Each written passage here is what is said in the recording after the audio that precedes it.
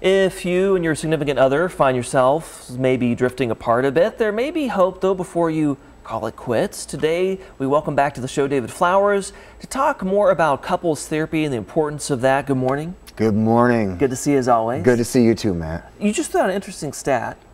Yeah? You asked me how long I've been married. Yeah. And I said 15 years. Right. And you said, oh, you've made a benchmark. Right. What is the benchmark? Well, everybody hears about that 50% divorce rate, Sure. right? But that 50% is within the first 10 years. And so typically if couples are able to get past that first 10 years, that rate drops pretty dramatically after that. Interesting. Yeah, so what'd you say? 15. 15 years now, right? Yeah. So you're good. Well, let's talk about, you're talking about some warning signs today that could indicate that a couple could benefit from therapy. So why don't you just walk us through some of those? What you have first? Yeah, well, one of the most important signs is that a couple isn't, it feels like they're not friends anymore, right? A lot of times people use words like, I feel like I'm living with a roommate or a business partner. We know that friendship it's what we call the fondness and admiration system in the relationship, right? That friendship, that connection is the foundation. Yes, it's the foundation, right? Literally, it's the most important part. And if we can't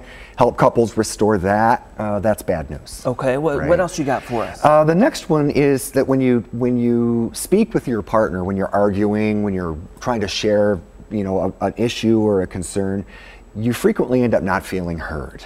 Right? You end up feeling sort of invalidated, dismissed.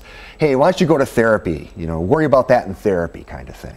Okay, right? Interesting. Not a good sign. What else should you be cognizant of? Yeah, well, one of the other big things is that couples are struggling with being able to sit down and have a conversation about important topics and feel like they're able to work through something. So having those recurrent issues that come up over and over and over and over again that are really getting getting the temperature up, right? Getting tempers to flare and all that stuff, and feeling like, oh, we just keep doing this over and over again. Same problem arises. Yes. But anything else at top of mind?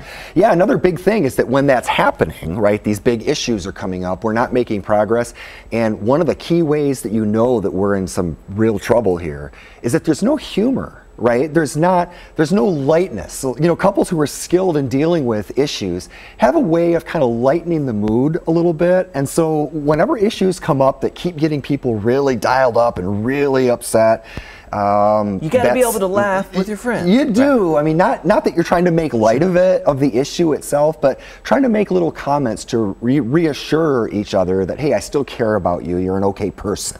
Well, bottom line, why should folks maybe watching consider therapy? Because we know that it's helpful. I mean, I know that the approach I use, Gottman-informed therapy, is about 75% of couples who do it are going to find out as they get through to the end that things are getting better and their friendship is better, they're communicating better, right? So that's 75% is pretty good. Yeah, there you go. All great things to consider. And as always, we appreciate your insight. You can find out more information by calling the number there on your screen, or you can go to his website, davidflowerstherapy.com.